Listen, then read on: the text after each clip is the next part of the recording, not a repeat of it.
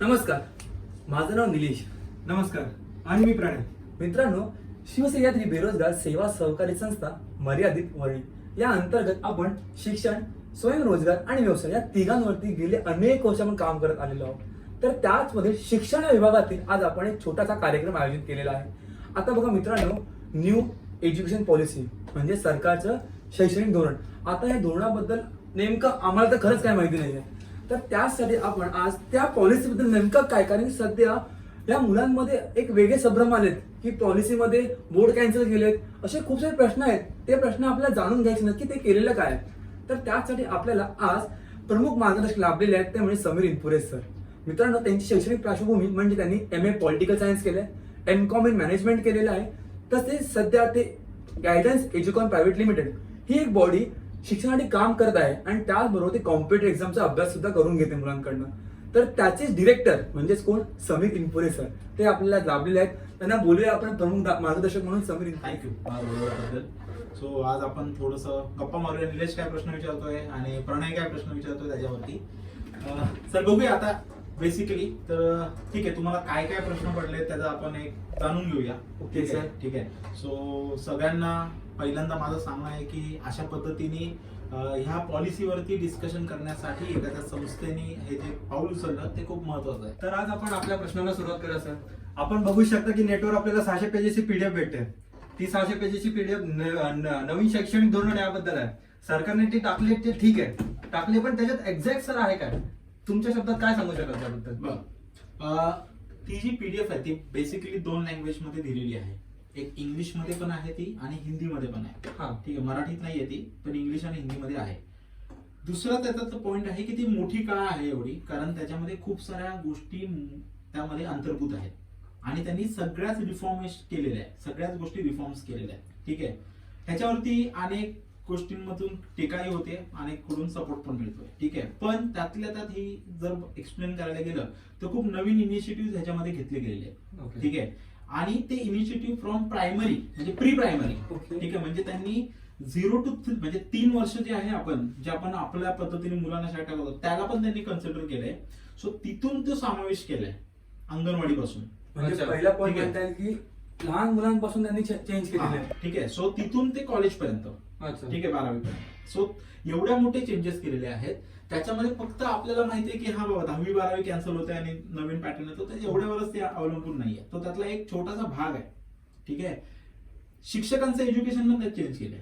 आणि सगळ्यात मला ती चांगली गोष्ट वाटली की शिक्षकांची जी एज्युकेशन आहे ते पण त्यांनी, म्हणजे आपल्याकडे बीएड करत होतो आपण हा. 3 वर्षाची, आता ती 4 वर्षाची पण केली आहे. ठीक आहे, सो अशा अनेक गोष्टी त्यात चेंजेस आहेत. ठीक आहे, म्हणून ती तेवढी मोठी आहे आणि त्यातला कुठलाच मुद्दा आपल्याला सोडता नाही येणार. ठीक आहे, आपल्याला आजच्या मुलाखतीत त्यात किती सगळं कव्हर करता येईल हा डाऊटच आहे. ठीक आहे, पण त्यातले जे मुद्दे आहेत ते मुद्दे नंतर मी तुम्हाला हायलाइट्स करून देईल. ठीक आहे, जे हायलाइटेड मुद्दे आपण आपल्या जे कोणी आता व्ह्युअर्स आहेत त्यांना आपण देऊ शकतो आणि ते सगळे मुद्द्यांचा आपल्याला अभ्यास करावा लागेल असं आहे. ठीक आहे, मुलांना डायरेक्टली त्यातले एखाद गोष्ट फक्त, कारण मुलं शाळेत जातात, शाळेतून येतात, बरोबर आहे, पण त्याच्यामध्ये मूल्यांकन कसं होणार आहे. ठीक आहे, त्या मूल्यांकनाची पद्धत आता कशी असणार आहे, शाळेचं कॉलेजचं मूल्यांकन कसं होणार आहे. ठीक आहे, ते पण त्याच्यामध्ये आहे. ठीक आहे, सो आता तर त्यांनी असं केलं की मूल्यांकन पद्धतीमध्ये जी प्रायव्हेट स्कूल आणि पब्लिक स्कूलला दोघांना पण एकच बॉडी. ठीक आहे, सो अशा अनेक छोट्या छोट्या गोष्टी पण त्यांनी चेंजेस केलेल्या आहेत, त्याच्यामुळे ती मोठी आहे. ठीक आहे, त्याच्यामुळे आपण ह्याच्यामध्ये साधारण पद्धतीने जेवढं सांगता येईल मला त्यातले मुद्दे ते सांगतो मी तुम्हाला. ठीक आहे, पण ती वाचायला हवी एकदा तरी, म्हणजे जे मुलं या शिक्षण क्षेत्रात काम करतायत, ठीक आहे, त्यांना पण ते वाचायला हवं, कारण आता अप्रोच पण बदलणार. सो आपला रट्टाफाईड अप्रोच होता तो कुठेतरी चेंज होण्याच्या मार्गावरती आहे असं दिसून येतं. आता हे सगळ्या गोष्टी आहेत की इम्प्लिमेंटेशन वरती शेवटी. ठीक आहे, कारण आपल्या देशात पॉलिसी किती चांगली बनली कळलं, तरी ती इम्प्लिमेंट कशी होणार आहे कळलं, आणि इम्प्लिमेंटेशन, कारण ही जी पॉलिसी जर एकूण ड्राफ्ट बघितला आपण तर ह्याचा सगळ्याच्या सगळा जो काय म्हणतात त्याला जोर आहे हा इम्प्लिमेंटेशन वर असणार आहे. जर त्या चांगल्या पद्धतीने त्यांनी इम्प्लिमेंट केलं कळत, आता जसे की आता एक त्यातलं उदाहरण आहे की करिक्युलम आणि एक्स्ट्रा करिक्युलम असं असायचं आपल्याला, बरोबर आहे ना शाळेमध्ये. त्यांनी हा फरकच काढून टाकलाय करिक्युलम आणि एक्स्ट्रा करिक्युलमचा, असं त्या पॉलिसीत आहे. ठीक आहे, तर त्याच्यामुळे आता ती एक्स्ट्रा करिक्युलम शाळेमध्ये राबवत असताना कळलं त्याची मार्किंग कशी होणार कळलं. आता ह्याच्यात अजून एक गोष्ट आहे की त्यांनी पॉलिसीचं जे लिमिट होतं ना, मार्क्स जे होतं ना आपलं, की फक्त एक्झाम आणि मार्क ओरिएंटेड, तो अप्रोच कुठेतरी कमी करून प्रॅक्टिकल आणि कन्सेप्च्युअल अप्रोच कडे त्यांनी भर दिलेला आहे. लक्षामध्ये प्रॅक्टिकल आणि कन्सेप्च्युअल अप्रोच. ठीक आहे. आता ह्या कमिटीचे जे हेड आहेत हे कस्तुरी रंजन आहेत, जे इस्रोचे हेड होते, बरोबर आहे. सो त्या point of view he policy कळलं की शिक्षणामध्ये सर्वांगीण विकास फक्त 4 पुस्तकं वाचून पाठ करून नॉलेज मिळवणं हा एकच भाग न ठेवता त्याच्यामध्ये अनेक गोष्टी कशा आपल्याला ऍड करता येतील ते त्यांनी बघितलंय. त्याच्यामुळे म्हटलं की ही पॉलिसी सक्सेस होणार की कशी होणार हे डिपेंड करतं की ती इम्प्लिमेंट कशी होणार. ओके. लक्षात असं आहे ते. म्हणजे बघायला गेलं तर ही पॉलिसी लहान मुलांपासून ते कॉलेज पर्यंत मुलापर्यंत सगळ्यांना लाभलेली आहे. Yes, सगळ्यांना त्याच्यामध्ये कव्हर करायचा प्रयत्न केलाय. अच्छा. ठीक आहे, असं आहे. सो आता मी तुम्हाला एक पॅटर्न म्हणजे मी आता काही पॉईंट, कारण तुम्ही सांगितलं खूप मोठी पॉलिसी आहे, सो त्याच्या संदर्भात मी काही बेसिक पॉईंट काढले. ठीक आहे. तर पहिली गोष्ट म्हणजे की school to college level. Okay. हा एक पॅटर्न आहे. ठीक आहे, स्कूल टू कॉलेज. सो ही सर्वांना लागू आहे. ठीक आहे. हम्म. दुसरा पॉईंट ह्याच्यामध्ये काय की सगळ्यात मोठा माझा जो बदल दिसला की एज्युकेशनला दिलेलं महत्व. कारण मिनिस्ट्री ऑफ ह्युमन रिसोर्स ही जी आपली होती की मानव संसाधन विकास मंत्रालय, हा. त्या मानव संसाधन विकास मंत्रालयाचं नाव बदलूनच त्यांनी आता काय करायचा प्रयत्न करतायत ते की मिनिस्ट्री ऑफ एज्युकेशन. बिझनेस. कळलं, म्हणजे शिक्षण मंत्रालय असंच करतायत ते. हम्म. ठीक आहे. त्याच्यामुळे आपल्याला दिसतं की आपल्याला डायरेक्शन दिसते हम्म. की कसं महत्व ते वाढलेलं देणार आहे. आहे. ठीक आहे. मग परत एकदा की एक देणं आणि प्रत्यक्ष इम्प्लिमेंट करणं ती आम्हाला दोन्ही गोष्टी वेगळ्या आहेत. ओके. ठीक आहे. पण आज आपण फक्त पॉलिसीवर बोलू शकतो आणि ओके. त्याच्यातल्या चांगल्या गोष्टी आपण डिस्कस करू शकतो आज.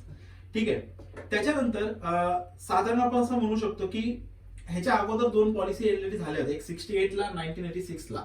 ठीक आहे. त्यांनी एक आपल्याला अप्रोच दिला 10वी-12वीचा. ठीक आहे. पण आता बोर्डची एक्झाम कॅन्सल नाही होणार आहे, ती थोडीशी इझियर होणार आहे.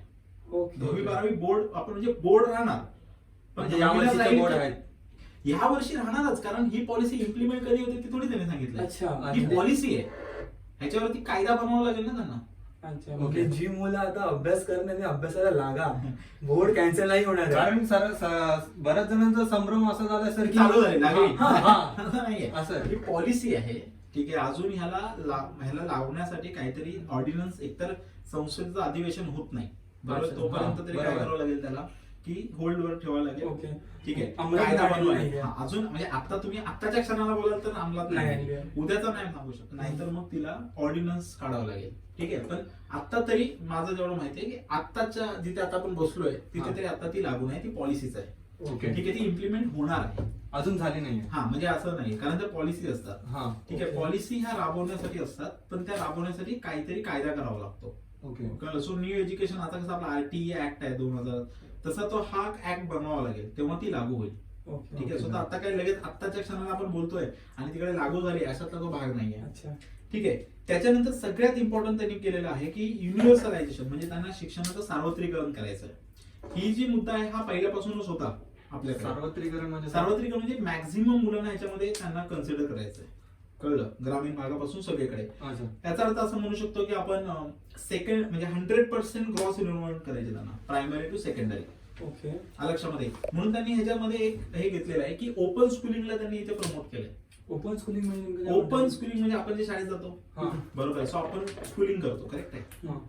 पण शिक्षणाची एक पद्धत आहे ओपन स्कूलिंग, म्हणजे आपण बाहेरून कसं युनिव्हर्सिटी मधून कसं फॉर्म अच्छा. करतो. ठीक आहे. तर ओपन स्कूलिंगच्या माध्यमातून ते काय करतायत, जे मुलांची शाळा सुटलेली आहे, Dropout students. Migrates, dropout students Okay. असतात, मायग्रेटेड असतात, अनेक आई वडिलांसोबत इकडे तिकडे फिरत असतात, त्यांना हा. शाळा नाही मिळू शकत, बरोबर हा. आहे. ठीक आहे. सो त्यांच्यासाठी मग ओपन स्कूलिंग. सो आपल्याला एक पहिला पॉईंट त्यांनी याच्यात केलाय की कसं सार्वत्रिकरण करता येईल या शिक्षणाचं, हम्म. आणि ते फक्त प्रायमरी पुरती नाही तर सेकंडरी लेवल पर्यंत त्यांना ते करायचंय. ठीक आहे. आणि 2030 पर्यंत गव्हर्नमेंटचं टार्गेट आहे की देशातली सगळी मुलांना या शिक्षणामध्ये त्यांना आणायचंय, जे ड्रॉपआउट आहेत त्यांना सुद्धा. कळलं. असं आहे. ठीक आहे. त्याच्यानंतर त्यांनी आता म्हणजे साधारण त्यांनी एक आकडा दिला होता की अशी किती मुलं आहेत जे ओपन स्कूलिंगच्या माध्यमातून त्यांना हा. बेनिफिट होईल. ड्रॉपआउट स्टुडंट साधारण 2 करोडच्या वरती आहे अरे बापरे. देशात. ठीक आहे. सो त्यांना ते इन्व्हॉल्व करण्यासाठी मग हे ओपन स्कूलिंगची पद्धत चांगली आहे. ठीक आहे. त्याच्यानंतर 10+2 ला त्यांनी रिप्लेस केलंय, ते म्हणजे 5+3+3. हा सर, ती योजना 3+4+4 काय Correct आहे आहे. ती? हे काय माहितीये काय बघा, पहिले आपलं कसं होतं की जर सुरुवातीचं जर बघितलं आपण तर पहिले आपल्याकडे काय होतं 10+2 होतं हा. correct आहे? दहावी आणि दहावी आणि बारावी. बारावी. हो. पण 10वी मध्ये पण आपल्याकडे कसं होतं 1ली ते 5वी हा एक वर्ग होता. हो, प्राथमिक विद्यालय. हा. हा. त्याच्या आधी पूर्व प्राथमिक होतं पण आपण पहिली पासून पकडत होतो 1ली ते 5वी नंतर 6वी आणि 8वी 6वी 7वी 8वी हे 3 वर्षाच्या माध्यमिक. प्री माध्यमिक अच्छा. बरोबर? नंतर 9वी 10वी 1 वर्ष असं हा. ठीक आहे आणि 11वी 12वी ओके. अशी जी पॅटर्न होता आपला तो पॅटर्न त्यांनी कसं केलाय आता तो पॅटर्न पहिला त्यांनी केलाय 5 हम्म. बरोबर आहे? म्हणजे 5वी पर्यंत. नाही पहिले पकड की पहिली जेव्हा तू मुलांना शाळेत टाकशील तेव्हा तो 5 वर्षाचा त्यांचा बंच आहे. शिशु वर्ग बालवर्ग हा, ज्याला त्यांनी म्हटलेलं आहे फंडामेंटल स्टेज म्हटलं फाउंडेशनल स्टेज ओके. म्हणजे काय म्हटलं त्यांनी फाउंडेशन. Foundation stage. या फाउंडेशन स्टेज मध्ये पण त्यांनी 2 भाग केले 3+2 चा. अच्छा हा. म्हणजे सगळ्यात आधी जेव्हा तुम्ही घालणार ना तर त्या 3चं एज आहे साधारण मी तुला सांगतो. सो 3ऱ्या वर्षामध्ये तू मुलांना शाळेत घालणार आता. आपण अच्छा. आधी काय करायचो 5 years. 5 इयर्स हा, बरोबर आहे? बालवाडी. हा. त्याच्या आधी आपण काय करायचो की मुलांना मग आपण अंगणवाडी वगैरे. अंगणवाडी वगैरे हा. टाकायचं ठीक आहे. सो त्यांनी ती गोष्ट याच्यात इन्क्लूड केली आहे म्हणजे आणि त्याला- अंगणवाडीला पण शाळेमध्ये पण ते हा, त्या ह्या पॉलिसीमध्ये त्यांनी इन्क्लूड हा, केलं ओके. ठीक आहे. सो अंगणवाडी प्री स्कूल बालवाडी असं तर ती पहिली 3 वर्ष असतील वयाच्या 3ऱ्या वर्षापर्यंत पासून ते वयाच्या 6व्या वर्षापर्यंत ठीक आहे. सो 3+2. 3+2 हा. म्हणजे पहिला जो 5चा पाच. गॅप आहे त्यांचा ओके. 5चा तो पण 3+2 आहे ठीक आहे. त्या 3 मध्ये जसं सांगितलं की वयाच्या 3ऱ्या वर्षी तू मुलांना एनरोल करू शकतोस हम्म. ठीक आहे प्री स्कूलिंग साठी ठीक आहे. जिथे त्यांना त्याचे ऑब्जेक्टिव्ह पण बघू आपण ठीक आहे. त्याचा ऑब्जेक्टिव्ह काय आहे तो. सो 3 त्याच्यानंतर मग तू क्लास 1 आणि क्लास 2 पहिली आणि दुसरी अच्छा ते वरचे 2 वर्ष ठीक आहे. हा. सो म्हणजे 5 वर्ष पहिला जो 5चा बॅच आहे त्यांचा तो कसा त्यांनी डिवाइड केलाय 3 आणि 2 मध्ये 3 मध्ये 2 हो, 3 मध्ये पहिला जो 3 आहे हा. पहिला 3 सो एकदम प्री म्हणजे तू वयाच्या 3ऱ्या वर्षी शाळेत जातोयस 3रे ते वयाच्या 6व्या पर्यंत म्हणजे 3 वर्ष तू काय करतोय प्री स्कूलिंग करतोयस. ओके. तसंही आपण करायचोच ना हा, हा. पण इथे त्याला त्यांनी इन्क्लूड केलंय. त्याच्यानंतर तू +2 ला जातोस ओके. म्हणजे पहिली आणि दुसरी म्हणजे वयाच्या 7व्या वर्षी. हा असं हा. हा 8व्या पर्यंत ठीक आहे. 6 ओके. 7 8 बरोबर आहे. सो एज 6 to 8 मध्ये तू क्लास 1 आणि 2 चं शिक्षण घेतोस हा. ठीक आहे. याला नाव दिलं त्यांनी फाउंडेशनल ओके. फाउंडेशन 5चा स्टेज batch. हा. म्हणजे पहिले 5 वर्ष फाउंडेशन फाउंडेशन आणि ते ओके. फाउंडेशन कसं आहे 3+2 आहे ओके. ठीक आहे. असं आहे. याच्यामध्ये त्यांनी सांगितलं की ते त्यांची जी लर्निंग आहे हे रट्टाव्यास नसेल अच्छा ठीक आहे. सो प्ले ऍक्टिव्हिटी मी तुम्हाला ते एक्सप्लेन करून सांगतो मी पॉईंट काढले. ऍक्टिव्हिटी बेस्ड लर्निंग असेल ते ठीक आहे की कृतीच्या माध्यमातून Practically जास्त. प्रॅक्टिकली त्यांना जास्त आणि त्यांना पुढच्या शिक्षणासाठी तयार करायचं अच्छा हा एक त्याच्या मागचा ऑब्जेक्टिव्ह आहे. अच्छा. आलं लक्षामध्ये. नंतर आहे ज्याला आपण म्हणतो की 3 इयर्स याला नाव दिले प्रिपेरेटरी स्टेज ज्याला आपण ओके. नाव दिले हा ठीक प्रिपेअर आहे. हा. त्याच्यामध्ये त्यांचा फोकस असणार आहे त्या शिक्षणावरती पहिल्या म्हणजे ज्याला आपण म्हणूया एज ग्रुप 8 ते 11 हा वयोगट. पुढचे 3 वर्ष पुढची 3 वर्ष वयोगट 8 ते 11 11. ठीक आहे. त्याच्यामध्ये क्लास जर गेला तर 3री 4थी 5वी बरोबर. असं बघा 3री 4थी आणि पाचवी. 5वी त्याला त्यांनी नाव दिलंय प्रिपेटरी जे मी तुम्हाला सांगितलं ज्याच्यामध्ये फोकस असेल त्यांचा ठीक आहे प्ले डिस्कवरी ऍक्टिव्हिटी बेस्ड आणि इंटरॅक्टिव्ह क्लासरूम प्रोग्राम. म्हणजे बघायला गेलं तर पूर्ण हे ग्राउंड वर्क म्हणजे प्रॅक्टिकली नॉलेज मुलांना देण्यात आले आहे याच्यामध्ये सो थोडंसं इकडे आहे. आता ह्याच्यावरती टीका हीच होते की तुम्ही पहिल्याची जी मेथड आहे ती का बदलताय ठीक आहे. हा. पण ते थोडंसं गव्हर्नमेंटचं म्हणणं असं आहे की आता जे पुढच्या काळामध्ये जशी आपल्याला ह्युमन रिसोर्स हवा ठीक आहे ज्याला प्रॅक्टिकल नॉलेज असेल जो सेल्फ लर्निंग करत असेल जो काय म्हणतात म्हणजे काय म्हणूया त्याला आपण की तो त्याचे अभ्यासाची जी पद्धत आहे तीच त्यांना बदलवायची आहे. अच्छा कळलं नाही तर आतापर्यंत काही लोकांचं म्हणणं आहे की आतापर्यंत आपण जेवढे काही शिकलो त्यातून फक्त डिग्री क्रिएट झाली स्किल काहीच नाही झाली. बरोबर. बरोबर बरोबर आहे. सो हा. त्या पद्धतीने सो एका आंतरराष्ट्रीय मानांकनाची जी पद्धत आहे एवढी वर्ष आपण बोलत होतो की आपली शिक्षण पद्धतीला आपण नावं ठेवत होतो बरोबर आहे की म्हणजे शिक्षण पद्धती चांगलीच होती पण त्याच्यामध्ये आताच्या काळानुसार काही बदल हवेत असं वाटत होतं. ते बदल करण्याचा प्रयत्न त्यांनी केलाय आणि सुरुवातीला जी मुलांचा जो काळ आहे विकासाचा ठीक आहे त्याच्यामध्ये त्यांनी प्रॅक्टिकल बेस्ड एज्युकेशन वरती जास्त भर दिलेला आहे Okay. रादर दॅन फक्त पुस्तकी ज्ञान. ज्ञान. पुस्तकी किडा. किडा मग किडा म्हणण्यापेक्षा असं नाही की फक्त वाचून लक्षात ठेवलंय आणि परीक्षा जाऊन लिहून आलाय आणि मार्क पाडले आता मला येते कळलं. सो तसं म्हणण्यापेक्षा ऑब्झर्वेशन बेस्ड Conceptually clear किती आहे? कन्सेप्च्युअली क्लिअर किती आहे ऑब्झर्वेशन बेस्ड. सो आपण इंटरनॅशनल स्कूलशी जशी तुलना करतो हा हा. बरोबर आहे Foreign ना country. हा ठीक आहे किंवा आपण अदर बोर्डशी पण तुलना करतो. सो तो एक पॅटर्न त्यांनी इथे राबवायचा प्रयत्न करते. त्याच्यानंतर तुम्ही येता पुढच्या 3 वर्षामध्ये अच्छा म्हणजे पाच- पाचवी पाच- झाली. पाच- पाचवी five plus हा, three. हा, ठीक आहे. आता तुम्ही +3 मध्ये आले. अजून पुढचे हा. 3 पुढची 3 वर्ष 6वी 7वी 8वी 3 वर्ष त्यांनी पकडली. हा 6 स्टँडर्ड 7 स्टँडर्ड 8 स्टँडर्ड. ओके. ठीक आहे. एज ग्रुप बघितला तर तो एज ग्रुप किती येतो, वयाची 11 वर्ष ते 14 वर्ष असा तो एज ग्रुप आहे. याला आपण म्हणूया मिडल स्टेज. ओके. ठीक आहे. आणि ह्याच्यामध्ये त्यांचा फोकस असणार आहे, आता ते सब्जेक्ट कडे चालले.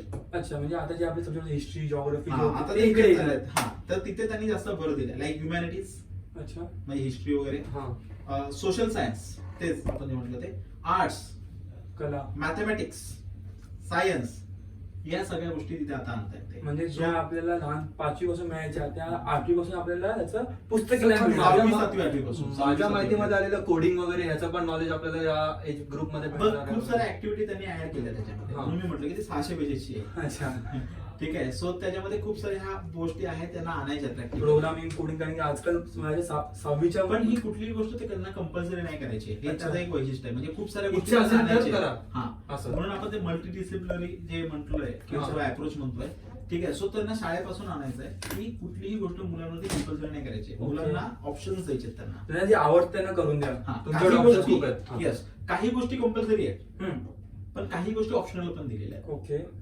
ठीक आहे. की ज्याच्यामुळे, कारण सगळ्याच गोष्टी सगळ्यांना सेम नाही जमू शकत, हा. म्हणून पण ज्या गोष्टी आपल्याला गरजेच्या आहेत अत्यंत, त्या 3-4 गोष्टी त्यांनी कंपल्सरी केल्या टू द ऑल स्टुडंट्स. आणि प्लस ऑप्शनल सब्जेक्ट त्यांनी ठेवलेत. कळलं की ज्याच्यामध्ये तुम्हाला जर जे हवं ते तुम्ही घेऊ शकता. आपण कॉलेजमध्ये जसं होतं, हम्म. कळलं की आपण 2 विषय कंपल्सरी असायचे हा, आणि तिसरा आपला बाकीमध्ये occasional. तिसरा आपला ओकेशनल अच्छा, असायचा. अच्छा. त्या पद्धतीने ते यापासून आतापासून करणार. सुरुवात करतात. ओके. आणि मेन म्हणजे सिलेबस मध्ये काय डिफरन्स होऊ शकतो जर ही पॉलिसी इम्प्लिमेंट झाली तर साधारणपणे आपण असं म्हणू शकतो की एक्सपेरिमेंटल लर्निंग वरती त्यांचा भर आहे. हे Practicals, कीवर्ड्स काढले practicals. मी. हा, जेवढं काही त्या पॉलिसीमध्ये मला कीवर्ड्स दिसले ते कीवर्ड्स मी काढले. ओके. ठीक आहे. सो तो मुद्दा आहे की एक्सपेरिमेंटल लर्निंग वरती. ठीक आहे. ज्याला आपण अप्लाइड अप्रोच बोलतो, हा. अप्लाइड अप्रोच, तो तसा थोडासा भर राहील. ठीक आहे. आता ते मी बघेन आल्यानंतर कळेल. ठीक आहे. पण आता पॉलिसी तरी एवढं इम्प्लिमेंट आली नाही अजून, त्यामुळे आपल्याला हा. सांगता येणार नाही हा, अजून. की कसं इम्प्लिमेंट होत आहे. ओके. ठीक आहे. असं त्याच्यानंतर ते मी सांगितलं की येस, एक्सपेरिमेंटल लर्निंग वरती त्यांचा भर असतो. तुम्ही सायन्स शिका किंवा काय शिका. हा. ठीक आहे. एक उदाहरण द्यायचं म्हटलं तर मला कोणी स्टुडंट्सनी हे केलं होतं की काही जे दुसरे बोर्ड आहेत आपले, आयव्हीचा बोर्ड आहे, आयसीएससी CBSE वगैरे, हा. सीबीएसई तरी असाच आहे, रट्टा फाईटच आहे हा, थोडासा. हा. आयसीएससी बोर्ड वगैरे हे हा, थोडं आहे. प्रॅक्टिकल अप्रोच मध्ये शिकवतात. बरोबर. हम्म. ठीक आहे. म्हणजे जर तुम्हाला म्हणजे एक एक्झाम्पल म्हणजे तुम्ही कन्फर्म करू शकता, पण ताऱ्यांचं जर काही असेल अभ्यास आपण पाठ करतो पुस्तकात, हा ताऱ्यांकडे मे बी ते त्यांना सांगतात की तुम्ही स्वतःहून जाऊन चेक करूनच लिहा. अच्छा. आलं लक्षामध्ये? Telescope वगैरे. ठीक आहे. हा. ओके. सो अशा पद्धतीचा थोडासा राहिला, असा राहू शकतो, हा माझा अंदाज आहे. ठीक आहे. कारण एक्सपेरिमेंटल सब्जेक्ट जेव्हा अप्लाय केला जातात त्यावेळेला तेच तशा पद्धतीने केलं जातं सगळ्या गोष्टी. अच्छा. आलं लक्षामध्ये? प्रोजेक्टचा हे गोष्टी म्हणजे वाटते. ज्यांना जे करायचं आवड आहे, त्याला आवड आहे, तो ते आवडीने करू शकतो. हा, आणि तुला जो काही जे विषय देणार आहे त्या विषय तुला एक्सपेरिमेंटल बेसवरतीच तुला तो प्रूफ करायचा आहे, शिकायचा आहे. ओके, शिकायचं. म्हणजे आपण आता काय करतो, तुला येतंय ना येतंय, आपण तो प्रयोग पाठ करायचा. पाठ सरांनी करून सांगितलं, लिहून हा. यायचं. सरांनी सांगितलं हाय, आपण ते बघत नाही ते आहे की नाही. हा. म्हणजे तुला आता बघायचं असेल तर तू बघू शकतोस. हा. आणि एक्सपेरिमेंट बघू करून. शकता नाही, तसेच मार्क देणार आहेत, त्याचं अच्छा. इव्हॉल्युशन होणार आहे. ओके. कळलं कळलं. हा. तुझे मार्क ठरवत असताना म्हणून त्यांनी परीक्षेवरती भर नाही दिले, रिटर्न परीक्षेवरती. Practical वर जास्त भर दिलेला. मार्किंग सिस्टीम जी असेल, हा. की तुला किती मार्क, तू ही इयत्ता पार करू शकलास का. हम्म. सो पहिला काय होतं की एक रिटर्न पेपर असायचा, तू त्यात बरोबर. जेवढं छापणार पास हो. त्याच्यावरती डिपेंड होणार की तुझं काय होणार आहे. ठीक पास हो. आहे. हा. सो इथे एक्सपेरिमेंटल बेस मध्ये काय असतं, मे बी तिथे तुला प्रोजेक्टचे मार्क असतील. बरोबर. ओके. बरोबर आहे. तुझ्या प्रत्येक धड्यामागे तुला एक प्रोजेक्ट करावा लागेल. हा. ठीक आहे. आलं लक्षामध्ये? आणि त्याच्यानुसार तुला ते लिहावं लागेल. थोडंसं ओरल असेल, थोडंसं लिखाण पण असेल, हम्म. पण थोडंसं कसं ते अप्लाइड करता येईल त्याच्यानुसार त्यांनी तो प्रयत्न केलाय, करण्याचा प्रयत्न करतायत ते. हा. सो ही जी कुठून येते तुला, कुठल्या स्टेज पासून येते, साधारण आपण ज्याला म्हणतो मिडल स्टेज Middle पासून stage. येते. हा, हा. मिडल म्हणजे 6वी 7वी सातवी आणि 8वी, आठवी. 6, 7, 8. हा, बरोबर. ठीक आहे. आता तू जातो पुढच्या लेवलला, अजून पुढची 3 वर्ष. 6, 7, 8. हा, म्हणजे आता 9वी 10वी 11वी 12वी. बरोबर. अच्छा. आता तू येतो ह्या लेवलला, 9th पासून 12th. आपण काय केलं होतं, 9वी 10वी एक केलं होतं आणि 11वी 12वी एक केलं होतं. बरोबर. सो आपल्याकडे जो कस लागायचा मुलांचा, तो 9वी 10वी 11वी 12वी हा. लागायचा. तसे आता 8वी बरोबर. 9वी फुकट पास पास करायचे. ठीक आहे. म्हणजे असं पण तेच की, आणि मेनली ना बघा, 8वी पर्यंत जे पास करण्याचं धोरण होतं ना, त्याच्या मागे पण ऑब्जेक्टिव्ह हाच होता कुठल्याही सरकारांचा, की मुलांवरती फक्त एक्झामिनेशनचं प्रेशर नको. बर्डन नको. पण मुलांनी ते वेगळ्या पॉईंट ऑफ हा वेगळा फक्त व्ह्यू परीक्षेचा पॉईंट ऑफ व्ह्यू नको. हा. तुम्हाला तो विषय कशा पद्धतीने हँडल करता येईल. हे- परत तिथे घोळ काय होता की ज्यांच्या शाळांमध्ये हे चांगल्या पद्धतीने राबवलं गेलं ना हम्म. त्यांनी परीक्षेचं मुलांना टेन्शन न देता त्यांचं इव्होल्युशन पण केलंच. ओके. पॅरेंट्सला पण बोलवलं हम्म. बरोबर आहे की बाबा परीक्षा नाहीये पण तुमचा मुलगा ह्या गोष्टींमध्ये कमी आहे हम्म. आणि त्याला वेगळ्या पद्धतीने शिकवायचा प्रयत्न केला. पण काही शाळांमध्ये ते इम्प्लिमेंट नाही झालं. काही शाळांनी ते की जाऊ दे शिकतोय 8वीपर्यंत पास पास होतो होतो. तेही लक्ष द्यायचं नाही म्हणून जो काही अक्षरचा वगैरे जो सर्वे आला होता त्यात की याचे तोटेच जास्त दिसले. हँड रायटिंग वगैरे. हा की लिहिता येत नाही मुलांना न्यूमरिक पण नाही म्हणून ह्या पॉलिसीमध्ये सगळ्यात अजून एक महत्वाची गोष्ट म्हणजे त्यांनी काय केलं माहितीये का पॉलिसीवर म्हणजे न्यूमरिक बेसिक न्यूमरेसीवरती पण खूप भर दिलाय. सांख्यिकीवरती. हा की बाबा न्यूमरिक की म्हणजे लिटरसी मध्ये आपण आहे पण न्यूमरेसीवर पण त्यांनी भर दिलेला आहे बेसिक न्यूमरेसी. ओके. कळलं कारण आता जे काही सर्वे आले त्यामध्ये 8वीच्या मुलांना पर्यंत अनेक मुलांना लिहिता येत नव्हतं. बरोबर आहे. कळलं का वाचता येत नव्हतं. असे अजूनही केसेस आहेत आहेत म्हणजे सर्वे मध्ये खूप मोठ्या प्रमाणात दिसलेत ते. त्याच्यामुळे ऑब्जेक्टिव्ह काय होता 8वी पर्यंत फुकट शिकवता की मुलांवरती फक्त एक्झामिनेशनचं Burden burden नको. नको, तर बाकीच्या ऍक्टिव्हिटी पण वाढल्या पाहिजेत आणि विषय वेगळ्या पद्धतीने समजून घ्यायला पाहिजे. हा. पण ते कशावरती परत आले की शाळा कशा त्या इम्प्लिमेंट Implement करतात तुमचे टीचर कसे इम्प्लिमेंट करतात बरोबर. बरोबर आणि त्यांना तशी ट्रेनिंग आहे का हा. ठीक आहे. त्यामुळे काही ठिकाणी सक्सेस झालं काही ठिकाणी ते तोटेच जास्त दिसले. अच्छा. ठीक आहे असं आहे असा तो बेसिकली अप्रोच आहे. ठीक आहे त्याच्यानंतर एक मुद्दा असा होता त्यातला ठीक आहे एकच मिनिट ठीक आहे. सो आहे त्यामुळे त्याच्यामध्ये जर बघशील तू तर प्रायमरी एज्युकेशन वरती पण त्या लोकांनी खूप जास्त भर दिलाय प्रायमरी सेकंडरी वरती आणि लँग्वेज वरती पण खूप जास्त भर दिलाय त्यांनी. हा म्हणजे- माझ्या ऐकण्यात आलं हा. सर मातृभाषेला प्राधान्य जास्त. मातृभाषेला येस येस मातृभाषेला प्राधान्य म्हणजे त्यांनी बाकीच्या बाय लँग्वेजला पण महत्व दिलंय त्यांनी. हा. कळलं कारण त्या वयामध्ये 3 भाषा म्हणजे सरकारने पण ह्या पॉलिसीमध्ये म्हटलंय की साधारण 3 भाषा एखादा विद्यार्थी शिकू शकतो साधारण कमीत कमी त्या वयोगटातला. हा. ठीक आहे पण त्याला एक पण भाषा नाही आली तर मग तुम्ही तुमच्या कुठल्याही मुलाला कळलं आणि पण ह्या पण कस्तुरंजन कमिटीने सांगितलेलं आहे की कुठल्याही मुलाचं जे लर्निंग असतं ना एखाद्या विषय समजून घेण्याची हा. ती त्याच्या मातृभाषेत येते अच्छा. कारण ती त्याला फ्रेंडली लँग्वेज असते. कम्फर्टेबल असते. सगळं शिक्षण मातृभाषा होणार की काही असा भाग नाही काही म्हणजे त्यांनी सेकंडरी लेवल पर्यंत तरी फोकस केलेलं आहे ते येऊ कंपल्सरी आपण. मातृभाषा. हा. त्याच्यामध्ये पण येऊ मी तो पॉइंटच त्याचे मातृभाषेचे वेगळे काढलेले आहेत. ठीक आहे पहिल्यांदा आपण ह्या 3 पॉईंट कडे होतो तिथे येऊया. ठीक आहे तो सेकंडरी स्टेजला मी तुम्हाला सांगितलं की आता ती नेक्स्ट स्टेज आहे ती म्हणजे सेकंडरी स्टेज हम्म. स्कूलिंगची जी आहे 4 वर्षाची 9वी 10वी 11वी 12वी आणि एज ग्रुप बघितलं तर 14 ते 18 एज ग्रुपचा. ठीक आहे त्याच्यानंतर त्याच्यामध्ये काय होणार आहे तर त्याच्यामध्ये आता येणार आहे तिथे थोडीशी अभ्यासाची लेवल वाढवतात ते अच्छा. Like critical thinking. हम्म. ठीक आहे स्टुडंटला चॉईस ऑफ सब्जेक्ट तू इथे दिलाय वोकेशनल Okay. सब्जेक्टचा. वोकेशनल पण आणि बाकीच्या सब्जेक्टचा पण अच्छा. कळलं आणि एखाद्या मुलाला त्यांनी प्रयत्न करणार आहेत ते म्हणजे मल्टीडिसिप्लिनरी स्टडीजचा की एखादा मुलगा कुठलेही विषय येऊ शकतो वेगवेगळ्या स्ट्रीमचे. स्ट्रीमचे. सर समजा मला सायन्स मध्ये मी करतोय पण मला आवड चित्रकलेची पण आहे. हा तुम्ही तू दोन्ही करू करू शकतो. शकतो का? करू शकतो तेच अच्छा. त्यांना आणायचं बेसिकली तेच त्यांना आणायचं आहे. पॅशन पण आणि तुमचं दोन्ही एकत्र. हा म्हणजे कुठलेही म्हणजे त्यांचं असं म्हणणं आहे की तुझी स्ट्रीम मध्ये तू अनेक विषय घेऊ शकतो मल्टीडिसिप्लिनरी अप्रोच मध्ये. Okay. आता हा जरा अजून डिफरंट अप्रोच आहे. ठीक आहे तो जास्त मला एक्सप्लेन करायला लागेल.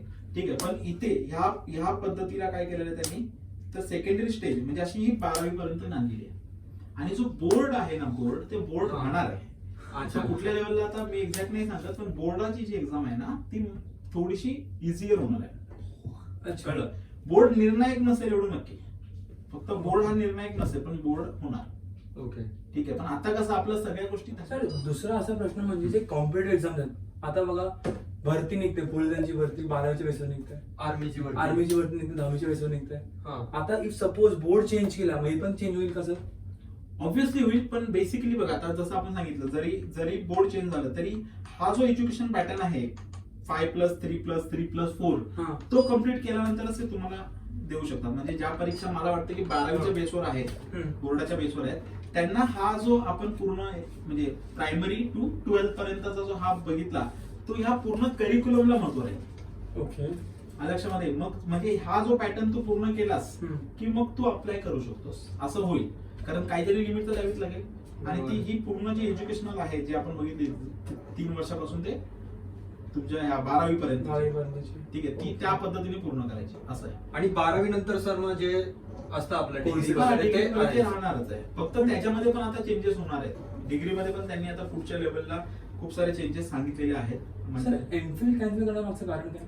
सी आता काही लोक म्हणतात की एमफिल असायला हवी होती, ठीक आहे, की एमफिल मध्ये तुम्हाला पीएचडी कशी करायचं हे कळतं म्हणतात. हा डॉक्युमेंटरीज वगैरे आपण म्हणतो. ठीक आहे, आणि एमफिल हा पीएचडीचा एक छोटासा एक पार्ट असतो. म्हणजे म्हणजे PhD साठी research चा एक MPhil part द्यावे असतो. लागते basically. नाही असं नसतं. एमफिल पूर्ण वेगळे, पीएचडी पूर्ण वेगळे. अच्छा. कळलं, पण काही लोक पीएचडी करण्याच्या अगोदर एमफिल करतात. कळलं, एमफिल मध्ये तुम्हाला रिसर्चची मेथोडॉलॉजी तसं जास्त चांगली कळते आणि मग तुम्ही पीएचडी पुढच्या लेवलला जाऊन करता. असं काही नसतं की तुम्ही एमफिल नाही केली तर पीएचडी नाही करू शकत. ठीक आहे, म्हणजे So पीएचडीचं फाउंडेशन एमफिल होतं हा असं म्हणू शकतोस तू, अच्छा. असं म्हणू शकतो. ठीक आहे, सो त्यांनी काय केलं, एमफिलची असं त्यांना वाटली नाही काय गरज म्हणून त्यांनी काढून टाकली. ओके. आता त्याच्यावरती काही जण क्रिटिक्स पण करतायत तसं. ठीक आहे, सो मी पीएचडी नाही त्याच्यामुळे मी त्याच्यावरती बोलत नाही की ते एमफिल काढणं चालली का वाईट. फक्त आपण एवढंच फॅक्च्युअल बोलूया की ते एमफिल आता काढली आहे. ओके. तर अनेक लोक त्या टीका करतात, अनेक लोक म्हणतात ठीक आहे असंच काहीच फरक नाही पडत. एमफिल तसंही लोक करत नव्हती, डायरेक्ट पीएचडीलाच ऍडमिशन घेत होती. अच्छा. कळलं, असं एमफिल करण्याचे कोणी भानगडीत भानगडीत पडत नव्हतं. परत एमफिलला वेळ घालवा, परत पीएचडीला वेळ घालवा. बरोबर. ठीक आहे, सो मी पीएचडी नसल्यामुळे माझ्या त्यातली जास्त इन्फॉर्मेशन नाहीये, प्रॅक्टिकल इन्फॉर्मेशन नाहीये. हा. ठीक आहे, त्यामुळे मी एमफिल चांगली का वाईट याच्यावर बोलतच हा, नाही. ओके. सर मला दुसरा प्रश्न असा आहे की आंतरराष्ट्रीय आपण बाहेर जातो शिकायला Correct आहे. वगैरे वगैरे, मग त्याचं काय? नाही ते तर आहेच ना. शेवटी इंटरनॅशनल लेवलला जेव्हा तुम्ही जाता बरोबर आहे शिकण्यासाठी, तेव्हा प्रत्येक कंट्रीची युनिव्हर्सिटी तुमच्याकडे एक बेसिक क्वालिफिकेशन मागतेच. Yes. बरोबर आहे. सो ही जर पॉलिसी गव्हर्नमेंटचीच असेल तर ते घेणारच तुम्हाला काय त्यामध्ये प्रॉब्लेम नाही होणार. ओके. कळलं की बाबा जुनं 10th 12th आहे, कारण फक्त एज्युकेशन पॉलिसी बदलली आहे ना, पण शिक्षण थोडी कॅन्सल केले. अच्छा, म्हणजे मला जे अमेरिकेला यायला किंवा दुसऱ्या कंट्रीला टॉफेल जीआर त्या एक्झाम तसे राहणार. कॉम्पिटेटिव्ह एक्झाम आहेत तर तसे राहणार. कॉम्पिटेटिव्ह एक्झामला काही त्यात काही हात लावला नाही त्यामध्ये. कॉम्पिटेटिव्ह एक्झामला काहीच प्रॉब्लेम नाहीये. ओके. हे फक्त आपली स्कूलिंग लेवल त्याने बदलली आहे. कळलं, असं झालं. हे अंमलात आणल्यानंतर जो आपला अभ्यासक्रम आहे, म्हणजे आपण बघतो आता 11वीचा पोर्शन चेंज झाला, 12वीचा पोर्शन, हे अंमलात आणल्यानंतर मग ते परत पोर्शन बदलू बदलू शकता, पॅटर्न बदलू शकतो, विषय बदलू शकता. आणि सर आता बघितलं आताच गेल्याच वर्षी चेंज झाले सगळे सिलेबस. बरोबर. 11वीचे 12वीचे. ही जर इम्प्लिमेंट झाली तर पुन्हा सिलेबस चेंज होणार. होऊ शकतो. कारण त्यांना आता बघा, हे जमत जुना नाही, सर. पद्धतच नाही, जुनी पद्धत आणि नवीन मेथोडॉलॉजी नाही मॅच होऊ शकत ना. ठीक आहे, सो बरोबर. तुम्हाला नवीन मेथोडॉलॉजी प्रमाणेच सिलेबस बनवावा लागेल. कारण की काही विषयच काढलेत ते त्यातून. आता 5वी 6वी तुम्ही म्हणाला, 4थी 5वी मध्ये काही विषयच नाही दिले. व्होकेशनल हिस्ट्री जॉग्राफी दिले 8वी पासून दिलंय. मग त्यांना सब्जेक्ट काय सब्जेक्ट काय तिकडे काहीच. तू आता हे जे बोललास ते स्टेट गव्हर्नमेंट State government चं बरोबर आहे. हम्म. नॅशनल एज्युकेशन पॉलिसी Overall केंद्र सगळं सरकारची आहे. अच्छा. कळलं, हा. आलं लक्षामध्ये. आणि ही जी तुम्ही बोलला आता जो 25% सिलेबस रिड्यूस केलेला आहे, हा राज्य सरकारने केलेला आहे. सध्या कोरोना सध्यासाठी फक्त. सध्यासाठी असेल, पण ही राज्य सरकारचा निर्णय आहे. ओके. बेसिकली लक्षात घ्या, शिक्षण हा जो विषय आहे ना, हा समवर्ती सूचित आहे आपल्या भारतीय Concurrent संविधानाच्या कॉन्करंट लिस्ट मध्ये, की ज्याच्यावरती केंद्र आणि राज्य दोघेही निर्णय घेऊ शकतात. ओके. आणि ते दोघेही हँडल करतात तो विषय. हम्म. ठीक आहे, सो त्याच्यामुळे हा जो निर्णय होता हा राज्याचा आहे. अच्छा. कळलं, आणि हा जो निर्णय होता केंद्राच्या केंद्र. शिक्षणाचा म्हणजे नवीन policy आहे. शैक्षणिक धोरण हे केंद्राकडनं आलं आणि जे 25% रिड्यूस केले ते आपल्या सरकारने केलं. राज्य सरकारने. अच्छा. असं, ठीक आहे, असा पॉइंट आहे तो. आता मदर टंग बद्दल बोलायचं गेलं हा. मगाशी त्या मातृभाषे- मातृभाषेमध्ये. हा. ठीक आहे, सो ते खूप चांगला पॉइंट आहे बेसिकली.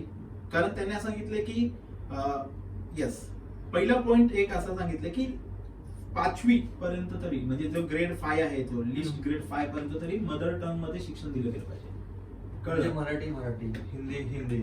हा, म्हणजे इव्हन त्यांनी कुठल्याही शेड्यूल मध्ये असू दे, शेड्यूल लँग्वेज मध्ये जर तुम्ही असाल तर तुम्हाला तुमच्या मातृभाषेतच मिळालं पाहिजे शिक्षण. जेवढ्या काही मातृभाषा आहेत त्या मातृभाषेमध्ये शिक्षण मिळालं पाहिजे, असा म्हणजे काय म्हणूया एक तरतूद ह्याच्यात केलेली आहे. ओके. ठीक आहे, आणि त्यांनी सांगितलं की भारतामध्ये प्रत्येक वेळेला इंग्लिश महत्वाचीच आहे, बरोबर. पण असं नाही की इंग्लिश मध्ये शिकलात म्हणजे तुम्हाला नॉलेज येईल किंवा तो जॉब विषय. मिळेल. हा. कारण आपल्याकडे अनेक वेळेला मुलांना फक्त इंग्लिश मीडियम मध्ये टाकलं जातं ना, त्यावेळेला अनेक मुलांचं नुकसान हे होतं की त्यांना फक्त भाषा न कळाल्यामुळे, कारण घरी वेगळी भाषा असते बरोबर. तिकडे, सो त्याची भाषाच नीट डेव्हलप होत नाही.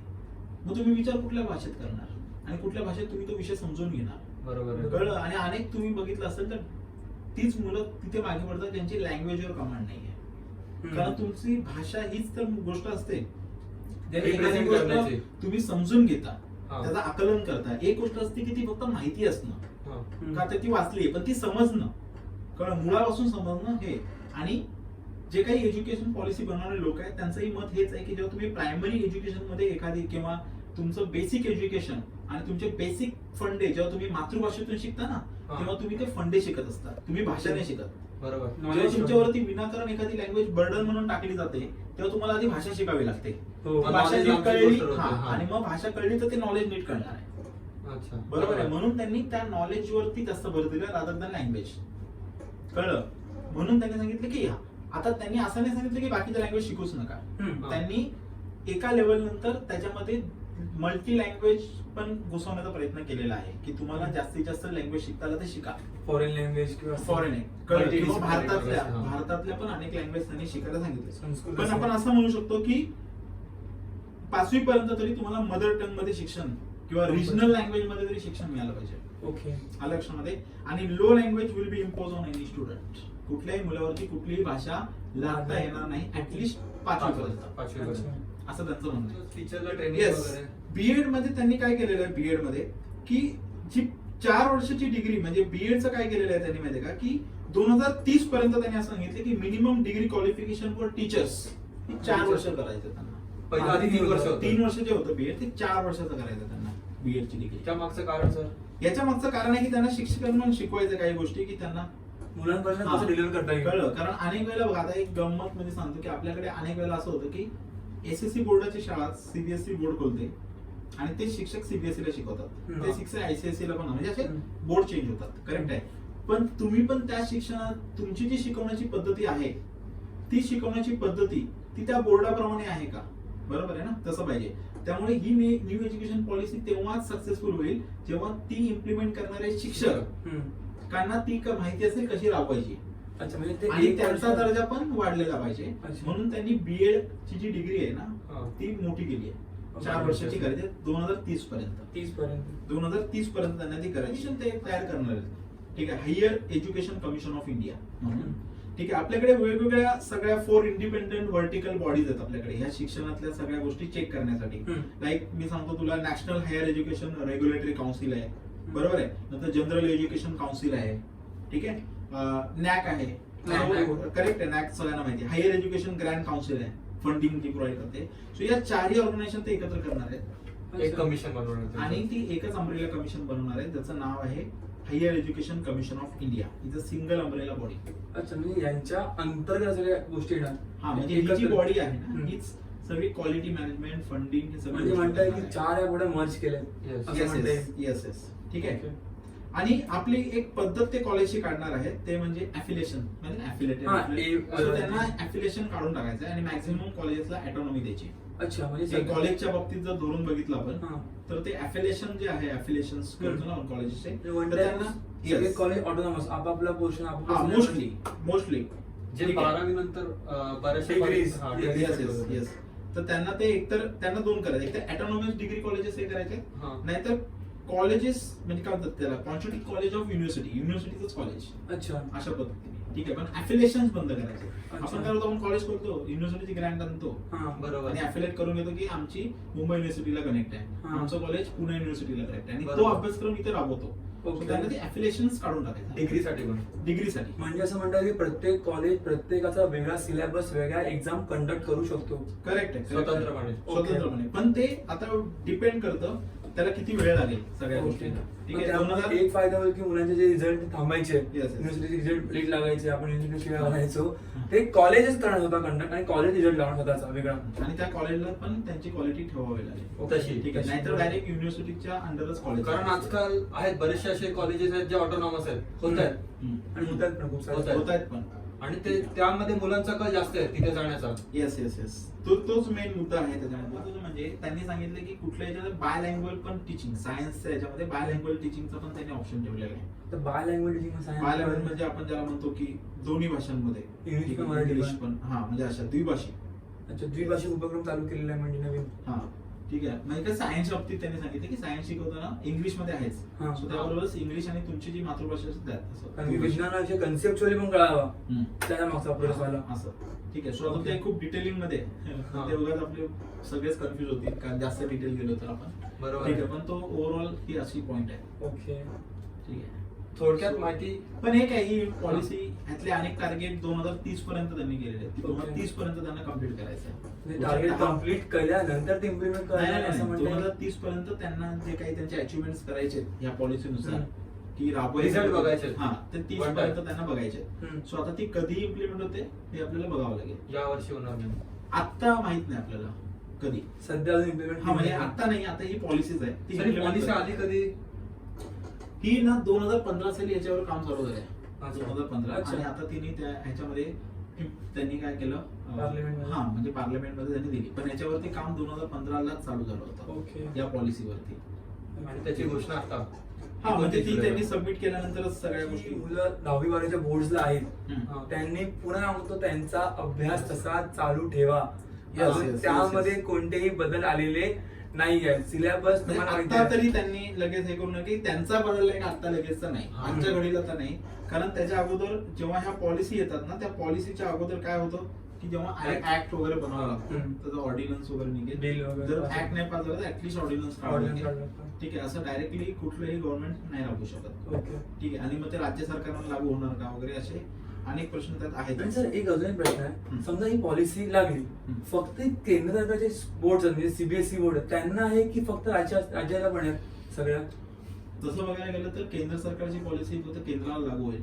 हा. ठीक आहे. राज्यांनी जर ती लागू केली तर, हम्म. कारण ती कंपल्सरी तर नाहीये. हम्म. कारण एज्युकेशन हा जो आहे सेक्टर मगाशीच म्हणावं तुम्ही Concrete केंद्र आणि राज्य अशी दोघांना मिळून आहे ती. म्हणजे आपल्याला घ्यायची असेल तर आपण घेऊ शकतो, हम्म.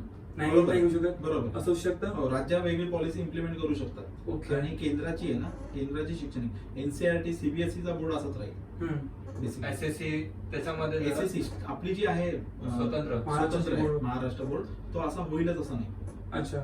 कारण की आपण जर ती एक्सेप्ट केली तर आपण करू शकतो, हम्म. नाहीतर आपण आपली जी आहे ती आपण चालू करू Correct. शकतो. Correct. हा. ओके. असं आहे. Yes. अजून काही So- प्रश्न असतील तुला? हा, आहेत ना बरेच आहेत. याच्यावरून मुलांचा रोजगार हम्म. म्हणजे जे डिग्री नंतर आहे वगैरे वगैरे. ऍक्च्युअली तोच तो मुद्दा त्यांनी तो हायलाइट केलेला आहे की एज्युकेशन असं असलं पाहिजे की त्याच्यातून जॉब मिळाले पाहिजे. ओके. आलं लक्षामध्ये. म्हणून तुम्हाला 6वी पासूनच त्यांनी वोकेशनल ट्रेनिंग ऍड केली ना त्याच्यामध्ये, अच्छा. स्किल डेव्हलपमेंट, Computer वोकेशनल वगैरे. ट्रेनिंग. हम्म. ठीक आहे. सो वोकेशनल ट्रेनिंग किंवा वोकेशनल कोर्सेस त्यांनी काय ऍड केले त्याच्यामध्ये, तेच जॉब. कारण शेवटी तेच आहे बघा, 2026 पर्यंत कळलं किंवा त्याच्या पुढे पण आपल्याकडे अशी पॉप्युलेशन आहे जी यंग पॉप्युलेशन सगळ्यात जास्त आहे. जास्त Youth आहे. population. कळलं. त्याच्यामध्ये जी नवीन भर पडते ती पण यंग मुलांचीच पडते. बरोबर आहे. सो हा जो पॉप्युलेशन आहे याचा जर आपण ह्युमन रिसोर्स म्हणून वापर नाही केला तर काय फायदा? बरोबर. बरोबर आहे. आता ह्युमन रिसोर्स म्हणजे ह्युमन हा रिसोर्स कधी बनतो जेव्हा त्याकडे काहीतरी स्किल Skill आहे, आहे. हम्म. त्याच्यात काहीतरी प्रोडक्टिव्हिटी आहे. बरोबर आहे. आणि एवढं सगळं करून त्याला एम्प्लॉयमेंट मिळतोय जगात, देशाच्या म्हणजे देशामध्ये नाही तर जगाच्या पाठीवर, कुठे तरच तो ह्युमन रिसोर्स म्हणून होऊ शकतो ना. ठीक आहे. म्हणून तुमच्याकडे शिक्षण असं पाहिजे की ज्याच्यातून तुम्हाला पुढे जॉब मिळेल. जॉब मिळतं म्हणजे तुम्ही काहीतरी रोजगार असेल, स्वयंरोजगार असेल, व्यवसाय असेल, हा. ठीक आहे, असं काहीतरी करतानाची कॅपेबिलिटी पण तुमच्यामध्ये डेव्हलप करणं हे शिक्षणाचं महत्वाचं हे आहे. उद्देश. So, मूल्य शिक्षण आहेच, मूल्य हे आहेच, तर त्याच्याबरोबर ती त्याच्यानंतरची जी प्रोडक्टिव्हिटी आहे, कळलं, एक अप्रोच आहे, एक्सलन्सी आहे, ती हा. पण बिल्ड करणं हे म्हणजे क्वांटिटी आणि क्वालिटी दोघांना पण एकत्र आणण्याचा प्रयत्न हा, केला. आणि त्याच्यामध्ये सायंटिफिक अप्रोच शिक्षणामध्ये आणण्याचा प्रयत्न केला त्याने. ओके. असं ठीक आहे. सो तशी ही आहे. यातले खूप सारे मुद्दे आहेत. ठीक आहे, की मानांकन कशी होणार, कॉलेजेसला अफिलिएशन कसे होणार. सो अशी खूप मोठी पॉलिसी आहे ही. आणि खूप चांगले गोष्टी याच्यात दिसत आहेत. ठीक आहे. फॉरेन युनिव्हर्सिटीजला त्यांनी तुमच्या इंडियात येऊन कॅम्पस खोलायला पण तुम्हाला माहिती आहे की अलाउड केलेलं आहे. सो ह्याच्या पुढे तुम्हाला फॉरेन युनिव्हर्सिटीज मध्ये जर इथे इंडियात आल्या, सो मे बी तुम्हाला तिकडे न जाता तुम्हाला त्यांचा अभ्यासक्रम तुम्हाला तुमच्या देशामध्ये ओपन करता येईल. ओके. म्हणजे उद्या समजा फॉरेन युनिव्हर्सिटीसाठी तुम्हाला इकडून तिकडे जावं लागतं, हम्म. मे बी ते त्यांचा पूर्णच्या पूर्ण Campus. त्यांचा सिलेबस घेऊन पूर्ण त्यांचा इथे कॅम्पस घेऊन इंडियात येतील. ओके. ओके. कळलं असं. सो आता त्याच्यावरती क्रिटिसिझम पण होतं लक्षात की ते येऊन आता इथे बिझनेस करणार, हा. कळलं, आणि त्यांच्यासमोर तुमची युनिव्हर्सिटी कशा टिकणार वगैरे अशा सगळे त्याचे मुद्दे आहेत. पण आपण त्याचा फक्त पॉझिटिव्ह अप्रोचने बघायला गेलं तर एक आहे की आपल्याला संधी पण मिळेल त्या युनिव्हर्सिटीचा हे करायला, अभ्यासक्रम अभ्यासक्रम जाणून शिकायला. ठीक आहे असं. नेमकं तिथे काय आता होतं? याच्यावरती क्रिटिसिझम आहे, नाही असं नाहीये, कारण कुठल्याही गोष्टीचे दोन्ही बाजू असतात. बरोबर. आज आपण काय केलं की ही जे आहे अशी समजण्याचा प्रयत्न केलाय. आपण त्याच्यावरती ना क्रिटिसिझम करण्याचा प्रयत्न केला, आपण न्यूट्रल राहिलोय. न्यूट्रल म्हणायचे जे आहे ते ते दाखवलं. समजण्याचा प्रयत्न केला की आता काय आहे, सध्या स्थिती. आता काय आहे तेवढंच आपण बघण्याचा प्रयत्न केला. ओके. असं ही सर- पॉलिसी काही एका तासात संपणारी नक्कीच नाही, कारण नाही. त्याच्या एकेका मुद्द्यावरती आपण गेलो तर ते पॉइंट वाईज जावं लागेल पूर्ण. बरोबर. तर त्यातले खूप सारे बारकावे, जर आणि तर, कारण ह्याला खूप जर आणि तर पण आहेत आणि ह्याला खूप बारकावे पण आहेत. ठीक आहे, आणि ही पॉलिसी हिंदीमध्ये पण आहे, इंग्लिशमध्ये पण आहे. ओके. ठीक आहे, सो तुम्ही ती डाउनलोड करा, ज्यांना ह्या शिक्षण क्षेत्रात आणि मेनली पालकांनी पण डाउनलोड करा. ठीक आहे? पालकांपर्यंत पण हा, पोहोचणं आणि खूप गरजेचं तुम्ही आहे. एकदा ती वाचत बसलं तरी तुम्हाला एक आयडिया येईल. तुम्हाला काय पाठ करून परीक्षेला नाही द्यायचं, पण ऍटलीस्ट एकदा ती वाचून घेतली तुम्ही बरोबर. तर तुम्हाला, आणि त्यांनी प्रत्येक मुद्दा वाईज दिलेला आहे त्यात, तर तुम्ही ते दिलं तर तुम्हाला कळेल की ते काय काय चेंजेस होऊ शकतात आणि पुढची पावलं काय कशी असू शकणार आहेत हा. शिक्षणाची. ठीक आहे, सो त्याच्यामुळे सर मग तुम्हाला पालकांना आणि विद्यार्थ्यांना सध्या या कोरोना प्रादुर्भावामुळे पण आणि आता या पॉलिसीमुळे आलेली पॉलिसी आहे किंवा राज्य सरकारने आपल्या मुलांसाठी केलेल्या 25% जो रिड्यूस केला सिलेबस, त्या सिलेबस मुलांना आणि एकदा पालकांना काय संदेश सांगता येईल का? संदेश काय, मी तर एवढा नाही मोठा. ठीक आहे, तुमच्याच आहे. सो संदेश वगैरे काही नाही आहे, पण आता पेपर तर द्यायचे आहेत सगळ्यांना, सो एकदम एक्झाम ओरिएंटेड गेलं तर हम्म. ठीक आहे. पण एक आहे की आपला अप्रोच पण आता एज्युकेशन बरोबर स्किल हा असायलाच हवा. ठीक आहे, काहीतरी स्किल असायलाच हवं. ठीक आहे, तर त्याच्यामुळे आणि एक्स्ट्रा करिक्युलर ऍक्टिव्हिटीजला पण तितकंच महत्व द्यायला पाहिजे.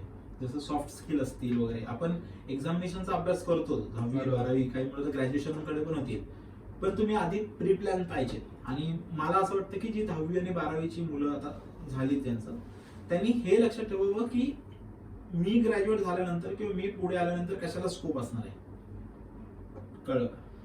हा पहिला मुद्दा घ्यावा. आज सगळेजण कुठे चाललेत, हा. ते गेलं की मग तुम्ही 12च्या भावात विकले जाता. कारण ऑब्व्हियसली डिमांड आणि सप्लायचाच तो खेळ आहे, ह्युमन रिसोर्सचाच सवय. ठीक आहे, एकेकाळी इंजिनियर्स नव्हते, आता इंजिनियर खूप खूप झाले. जास्त आले मार्केटमध्ये. मे बी असं म्हणता येईल की भारत हा पूर्ण जगाला इंजिनियर देणारा देश आहे, असं म्हणता येईल. स्वस्तात देणार. ठीक आहे, तर नाही, आपल्याकडे पॉप्युलेशनमुळेच आपल्याकडचा मुळात एचआरच स्वस्त आहे, ह्युमन रिसोर्स. अच्छा. कळलं, म्हणून आपल्याला जास्त प्रमाणामध्ये जॉब मिळू शकतात, कारण आपण कमी पैशात काम करू शकतो. ठीक आहे, पण मेन काय आहे तर 5 वर्षानंतर ज्याचा स्कोप असणार आहे ना, हा. तिथे तुम्ही गेलेलं चांगलं कधी पण. कारण तुम्ही 10वीला ऍडमिशन घेताय किंवा तुम्ही 12वीला आज घेताय, तुम्ही आउट कधी होणार आहेत मार्केटमधून 4 ते 5 वर्षानंतर. आणि आत्ताच जी ग्रोथ बघतोय आपण, तर तुम्हाला किती दिसतंय की ती किती फास्ट चेंज होते.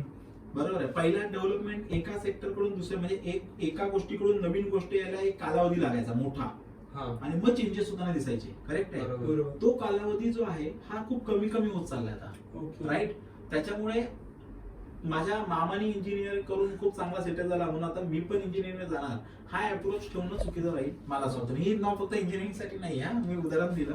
ठीक आहे, कारण हा इंजिनियर आहे.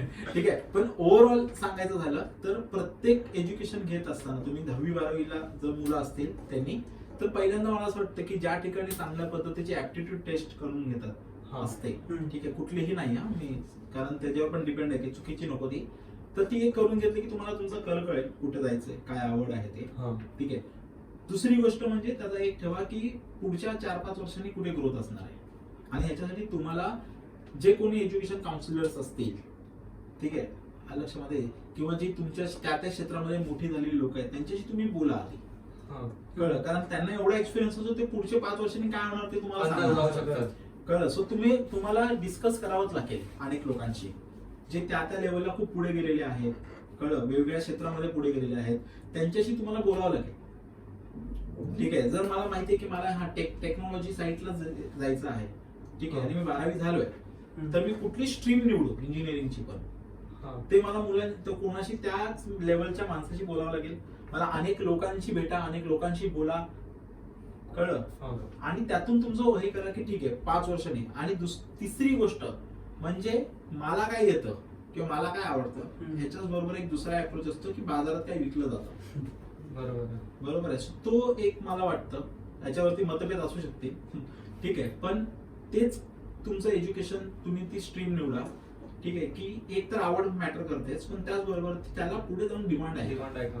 ती येणार आहे का.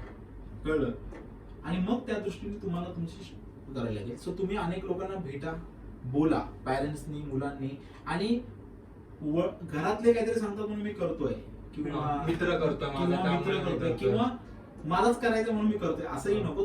तुम्ही जे काही डिसिजन घ्याल हे उथळ नसावे, तर ते अनेक लोकांशी चर्चा करा. तुम्ही मोठमोठ्या लोकांना भेटा, त्यांच्याशी बोला, त्यांचे ओपिनियन्स घ्या लक्षामध्ये. हा. ठीक आहे, आणि मग तुम्ही त्याच्यावरती हे करा की ठीक आहे, म्हणजे तुम्हाला नक्की मार्ग सापडेल डिसिजन घेताना. कारण एकदा स्ट्रीम निवडली, चुकीच्या मार्गाला गेलं तर अनेक सध्या मुलं मार्ग पण frustrated खूप आहे, पण तो मार्ग योग्य कसा निवडावा हा. हे आणि तो चॅलेंजिंग आहे. स्वतःसाठी योग्य आहे हा, की का? नाही? Correct. आणि मला असं वाटतं की कॉलेजेस किंवा हे अनेक वेळेला मुलं चॉईस करताना थोडस स्टेटसला धरून चॉईस करतात कुठलीही गोष्ट. अच्छा. ठीक आहे, की नाही, तिथे बरोबर. झगमगाट दिसेल तो कोर्स करण्याच्या मागे जातात. हा. ठीक आहे, त्यांना वाटतं की इथे खूप सगळं चांगला झगमगाट आहे, शो आहे, तर हे चांगलं असेल. असं नाहीये. म्हणून मी सांगेन की तज्ञांशी बोला, अनेक लोकांशी बोला. ठीक आहे, ते त्या क्षेत्रात पुढे गेलेले असतील. ठीक आहे, म्हणजे शिक्षणामध्ये सायंटिफिक अप्रोच घरातून आणा ऑटोमॅटिकली. सो तिथे फायदा होईल, हेच सांगेन. ओके. अजून काही निलेश प्रश्न? अजून पर्यंत काय प्रश्न आहेत? नाही सर, बऱ्याचशा प्रश्नांची मला तरी समजलंय की नेमकी एज्युकेशन पॉलिसी नवीन बेसिक शैक्षणिक मी धोरण- सांगितलं, मी Basic. काही डिटेल मध्ये नाही सांगितलं, हा. खूप बेसिक सांगितलंय. हा. की जे काही बेसिक प्रश्न अडले होते तेवढे बेसिक सांगितलेले आहेत. नाहीतर मग आपल्याला पूर्ण दिवस लागेल, कारण त्यातला एक एक मुद्दा करत जावा लागेल आपल्याला. ओके. ठीक आहे, ठीक आहे. सर, तुम्ही आज सगळ्यांनी पाहिले असेलच की समीर सरांनी आपल्याला ह्या एज्युकेशन पॉलिसी बद्दल खूप छान असं ब्रीफ Basic केलेलं आहे. basic माहिती. हा, बेसिक Basic ब्रीफ माहिती. खूप केलेलं आहे. मला कळेल असेल. हा, मला सगळ्यांना कळेल. कळाली हा. बेसिक ब्रीफ दिलेला आहे. तर तुम्हाला काही डाऊट्स असतील, तुमचे क्वेश्चन असतील, ते आमच्यापर्यंत पोहोचवा. खाली कमेंट बॉक्समध्ये तुम्ही नक्की तुमचे क्वेश्चन्स, तुम्हाला हा सेमिनार किंवा एक मार्गदर्शन सरांचं जे लाभलंय ते कसं वाटलं ते तुम्ही कमेंट बॉक्समध्ये पक्का सांगा आम्हाला. आणि तुम्हाला काही नेक्स्ट कोणत्या पॉईंटवरती तुम्हाला अशी मुलाखत हवी असेल किंवा तुम्हाला कोणते क्वेश्चन्स आहेत, तुम्हाला त्या विषयावरती माहिती हवी असेल, तर तुम्ही ती कमेंट बॉक्समध्ये नक्की सांगा आम्हाला. आम्ही त्याच विषयावरती पुन्हा आम्ही तुमच्यापर्यंत पोहोचू. धन्यवाद. आजसाठी आम्ही थांबतोय. Thank you sir.